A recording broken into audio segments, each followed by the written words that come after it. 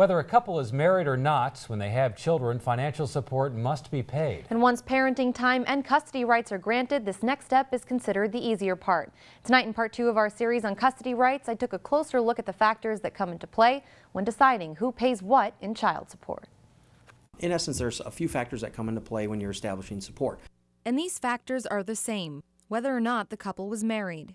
There's kind of a misnomer that if each parent has 182 and a half overnights and they both make one makes a little bit more money than the other, well, there should be no support. No, there's many factors that come into play. These factors include the number of overnights of both the custodial and the non-custodial parent. You would also look at the income of both parties. And there are some variables that can come into play as it relates to payment of insurance expenses.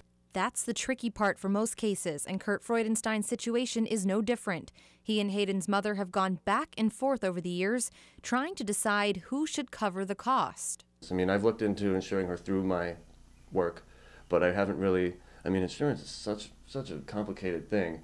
Sometimes insurance costs are a completely separate payment. Other times, the cost of insuring the child is added into the child support. This goes for the additional countless expenses that go along with raising a child. Transportation costs, the lunches for school for your kid, the extracurricular activities with soccer and softball and stuff. I just kind of lumped it all into child support, but that then goes to court because you got to pick apart what you're on the hook for, essentially, in the court's eye. And that's where friend of the court comes in, because they got a formula and they try to figure it out based on overnights and income. And this formula is case-specific, as no two situations are alike. But even once the decisions are made and the ink dries, unmarried parents still face a constant fear, not being able to visit their child. Kurt says his worst nightmare is Hayden and her mother moving away, outside of the UP.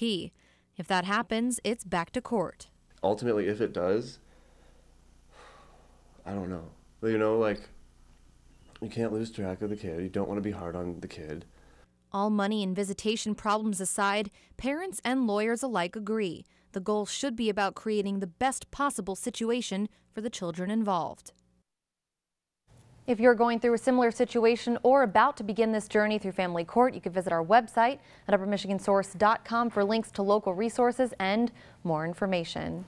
I've learned a lot doing this story, just about Michigan laws in general, and it's really, really eye-opening. Learned a few things too. All right. Thanks, Greg.